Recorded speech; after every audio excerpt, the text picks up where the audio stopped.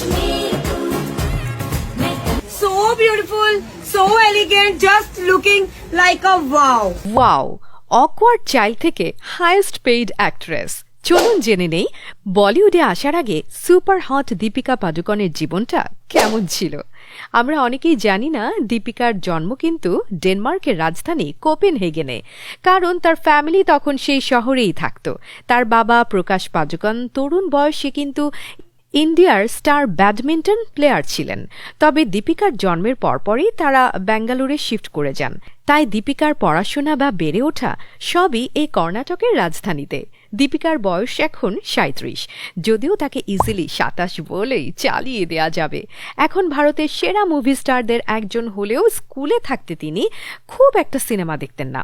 আসলে ভারতের সাউথের রাজ্যগুলোতে ছেলেমেয়েদের পড়াশোনার উপর অনেক বেশি গুরুত্ব দেওয়া হয়, তাই পড়াশোনার চাপ আর আউটডোর গেমস সামলে তখন তার সিনেমার জন্য কোনো সময় ছিল না। সে সময়ে তিনি ঘুম থেকে উঠতেন ভোর ৫টায়, তারপর তাকে বাবার সাথে যেতে হতো এক্সারসাইজ করতে, সেখান থেকে ফিরেই স্কুলে ছুট দেয়া, তারপর স্কুল শেষ করেই একটানা ব্যাডমিন্টন প্র্যাকটিস।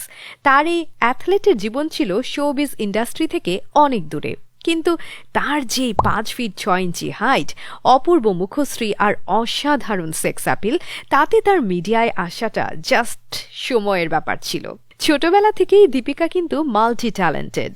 তার বাবা ব্যাডমিন্টন চ্যাম্পিয়ন হওয়াতে এই খেলাটির প্রতি তারও বেশ আগ্রহ ছিল, এমনকি তিনি ব্যাডমিন্টনে ন্যাশনাল লেভেল পর্যন্ত গিয়েছিলেন। ওয়াও!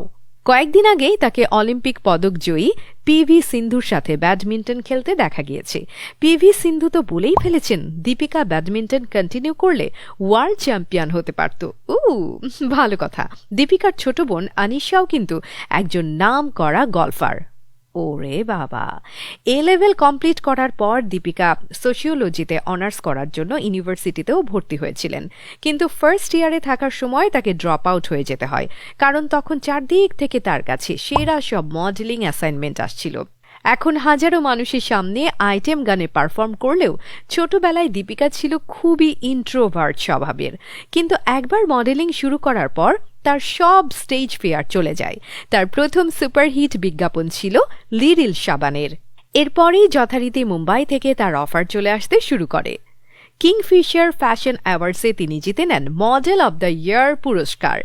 তখনই ফ্যাশন ইন্ডাস্ট্রিতে বলাবলি শুরু হয়ে যায়, মডেল আর আসেনি। ২১ বছর বয়সে তিনি মুম্বাইতে তার খালার বাসায় চলে আসেন।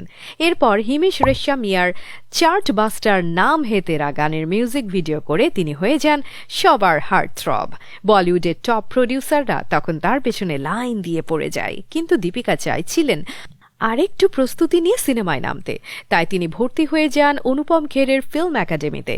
এখান থেকেই তাকে পিক করেন ফারাহ খান, যিনি সে সময়ে তার ওম শান্তি ওম মুভির জন্য শাহরুখের নতুন নায়িকা খুঁজছিলেন। তবে অনেকেই জানেন না যে কিং খানকে প্রথমবার দীপিকার ছবি দেখিয়েছিলেন আরেক সুপার মডেল মালাইকা অরোরা, আর ওম শান্তি ওম রিলিজ করার পর তো বাকিটা ইতিহাস। আজ দীপিকার ব্যাংক ব্যালেন্স ৫০০ কোটি রুপির বেশি। লেভিস বা অ্যাডিডাসের মতো ২৭টা ইন্টারন্যাশনাল ব্র্যান্ডকে তিনি এন্ডোর্স করেন।